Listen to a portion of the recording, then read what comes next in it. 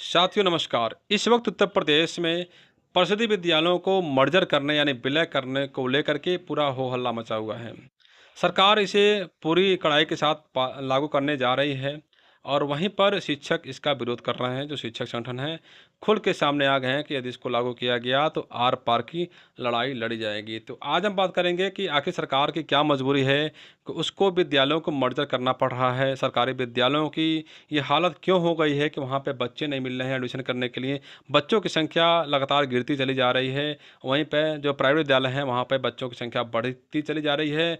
काफ़ी महंगा फीस लेने के बाद भी जो प्राइवेट विद्यालय हैं वहाँ पे बच्चे जो हैं खचाखच भरे हुए नज़र आते हैं। क्या उपाय करने चाहिए सरकार को, शिक्षक को और आम जनता को, इसके बारे में हम आज चर्चा करने वाले हैं। तो साथियों बात करें सरकारी विद्यालयों की, तो सरकारी विद्यालयों से योग्य शिक्षक प्राइवेट विद्यालयों में नहीं देखने को मिलेंगे, क्योंकि जो सरकारी विद्यालय के शिक्षक होते हैं वह काफ़ी योग्यताधारी होते हैं। उनका चयन मेरिट के आधार पर होता है। योग्यता में भी मेरिट बनती है। मेरिट में जो हाईएस्ट होते हैं उन्हीं का चयन होता है। BA, BTC, BEd, BPEd, DElEd करके वह लोग यहाँ तक पहुँचे होते हैं। यानी कि पूरी तरह से वह शिक्षक मानक है उसको पूरा करके शिक्षक बनते हैं। उसके बाद भी यहाँ पे सरकारी विद्यालयों पे बच्चों की संख्या नहीं बढ़ रही है। एक बहुत चिंतनीय विषय है। इसके अलावा सरकार जो है सरकारी विद्यालयों में जो बच्चे पढ़ने वाले हैं उन बच्चों को 1200 रुपये डीबीटी के रूप में देती है, जिसमें बच्चे या अभिभावक जो है अपने लिए स्कूल बैग, ड्रेस और किताब, कापी, स्वेटर वगैरह खरीद सकते हैं। इसके अलावा विद्यालयों पे प्राथमिक विद्यालयों से लेकर के जिला, ब्लॉक और प्रदेश स्तर पर भी प्रतियोगिताएं होती रहती हैं, खेल कूद होते रहते हैं। ये एक अच्छा अभी पहल इसमें किया गया है। इसके साथ ही अब तो वार्षिक उत्सव भी होने लगा है परिषदीय विद्यालयों में, जो पहले नहीं देखने को मिलता था, और ग्रामीण विद्यालयों से अच्छा हो रहा है वार्षिक उत्सव। लगता नहीं है कि बच्चे जो हैं किसी सरकारी विद्यालय के हैं। इसके अलावा कई तरह की प्रतियोगिताएं भी हो रही हैं सरकारी विद्यालयों में। और एक फ़ायदा ये भी है सरकारी विद्यालयों में बच्चों को पढ़ाने का कि जब ग्रामीण विद्यालयों में बच्चे पढ़ते हैं तो 75% सीटें जो नवोदय विद्यालय की प्रवेश परीक्षा होती है आरक्षण उसमें दिया जाता है। इसके साथ ही जो परिषदीय विद्यालय है वहाँ पर डिजिटल क्लास, स्मार्ट क्लास भी शुरू हो गए हैं। विद्यालयों का कायाकल्प भी किया जा रहा है। विद्यालयों को जो है चकाचक करने में जो है कोई कसर नहीं छोड़ा जा रहा है। अब शिक्षकों की मानसिकता भी बदल रही है। वहाँ पर शिक्षक अब पहले की तुलना में अधिक रुचि के साथ पढ़ा रहे हैं, क्योंकि अब सब कुछ ऑनलाइन हो गया है।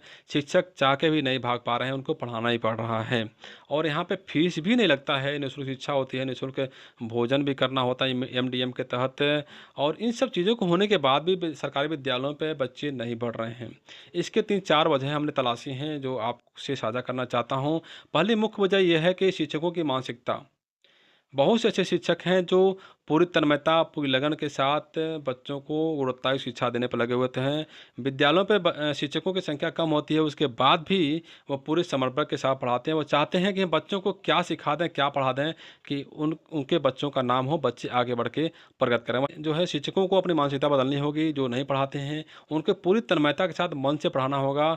बच्चों को जो है पूरा पारंगत बनाना होगा। ये सोच चलिए कि आप विद्यालय पे बच्चों का भविष्य बनाने गए हैं। आपका काम जो है सिर्फ़ और सिर्फ़ बच्चों को पढ़ाना है, उनका भविष्य को सुधारना है। और काफ़ी समय भी नहीं लगता है विद्यालय पे। सुबह से लेके 3-4 बजे तक विद्यालय पर रहना होता है, उसके बाद तो खाली हो जाता है। अपना काम करते रहिए, लेकिन जब तक विद्यालय पर रहिए पूरी ईमानदारी, पूरी निष्ठा, पूरे कर्तव्यनिष्ठा के साथ बच्चों को पढ़ाते रहिए। उसके अलावा मैंने देखा है कि एक वजह ये भी है कि सरकारी विद्यालयों पे शिक्षकों की घोर कमी रहती है। सरकार कई सालों से विद्यालयों पे शिक्षकों की भर्ती नहीं करती है। और एक विद्यालय पे कम से कम 8 शिक्षक होने चाहिए। हर क्लास में बच्चों को हर विषय की पढ़ाने के लिए एक शिक्षक ज़रूर होना चाहिए। लेकिन शिक्षकों की भारी कमी, 3-4 ये कहीं-कहीं पे भी शिक्षक यहाँ पे बच्चों को पढ़ा रहे हैं। तो इससे गाँव वालों में संदेश गया है, मैसेज गया है कि सरकारी विद्यालयों में शिक्षक है नहीं, वो कैसे कोर्स पूरा कराते होंगे, कैसे गुणवत्तायुक्त शिक्षा देते होंगे। इसकी बदौलत जो है अभिभावक जो है अपने बच्चों को सरकारी विद्यालयों यानी परिषदीय विद्यालयों पे पढ़ने के लिए नहीं भेजते हैं। इसके साथ ही जो है एक कमी ये भी है कि सरकार ने एक तय किया है कि सरकारी विद्यालयों पे जो बच्चों की उम्र की सीमा है वो 6 साल है। 6 साल से पहले एडमिशन नहीं लिया जाएगा। इस सीमा को कराना होगा। बच्चों का जो प्रवेश है 3 से 4 साल करना होगा। और उसमें जो है बच्चों को प्ले वे जो है खेल कूद का जो सिखाना होगा सिखाए, लेकिन एडमिशन उसको 3-4-5 साल के पहले कर लेना चाहिए, क्योंकि जब बच्चा 6 साल के बाद एडमिशन होगा उसके पहले प्राइवेट विद्यालय वाले बच्चों को उठा ले जाते हैं, अपने यहाँ एडमिशन करा ले जाते हैं। तो स्कूल में पढ़ाई की मानसिकता बदलनी होगी, शिक्षकों की भर्ती करनी होगी, बच्चे की उम्र के जो हो घटाना होगा। ये 3-4 वजहें जो हैं जिसकी वजह से सरकारी विद्यालयों में बच्चों की संख्या कम कर हो रही है, इसको जो है सुधारना होगा। तभी जाकर के इसमें सरकारी विद्यालयों की दिशा सुधर सकती है और ये अच्छा विकल्प है। विद्यालय बंद करना कोई बड़ी बात नहीं है, सरकार बंद कर सकती है, लेकिन बंद करने से जो है ये एक शिक्षा का मंदिर है बंद हो जाएगा, या शिक्षा का जो धरोहर है उसका अस्तित्व खत्म हो जाएगा।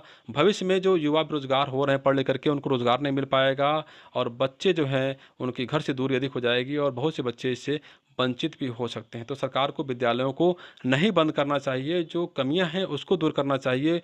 जो लखनऊ में बैठ करके, सचिवालय में बैठ करके जो बिना सोचे समझे ग्राउंड पर जाने आदेश कर देते हैं, उसको नहीं करना चाहिए। इसका व्यवहारिक भी देखना चाहिए, उसके बाद ही कोई आदेश जारी करना चाहिए। विद्यालयों में फीस महंगा होने के बाद भी वहाँ अभिभावक बच्चों को क्यों पढ़ाते हैं, क्यों भेजते हैं, क्यों एडमिशन कराते हैं? तो इसमें एक वजह यह है कि विद्यालय बहुत अच्छा दिखते हैं, बाहर से सुंदर दिखते हैं, वहाँ पे पर्याप्त शिक्षक रहते हैं और हर घंटे हर विषय की पढ़ाई होती है। वहाँ पे बहुत डिसिप्लिन और पूरा एक तरह से प्रबंध तंत्र जो है बच्चों पे पूरी निगरानी करता है। और जब भाग स्कूल पहुंचता है तो उसको भी दिखाया जाता है कि यहाँ पे बहुत कुछ अच्छी तरीके से बच्चों को शिक्षा दी जा रही है। तो एक मानसिकता बन चुका है लोगों का कि यहाँ पे प्राइवेट विद्यालयों में बच्चों को पढ़ाया जाता है। यहाँ पे अनट्रेंड शिक्षक भी रहते हैं। जितने योग्य शिक्षक सरकारी विद्यालय में उतने योग्य शिक्षक प्राइवेट विद्यालय में नहीं मिलते हैं, क्योंकि वहाँ पे हर विद्यालयों में अक्सर देखा जाता है कि शिक्षक 2, 3, 4 साल, 5 साल पे बदलाव कर दिए जाते हैं, क्योंकि उनको अधिक जो है मानदेय ना देना पड़ा, इसलिए प्रबंधन को उनको निकालता रहता है। फाइलों में कोई और शिक्षक है और मौके पे पढ़ा कोई और रहा है। प्राइवेट विद्यालयों में महंगे-महंगे शुल्क हैं और आप देखते होंगे किसी परिवार में 3-4 बच्चे हैं, 2 बच्चे हैं, तो उस परिवार के लोग बच्चों को पूरा नहीं पढ़ा पाते हैं।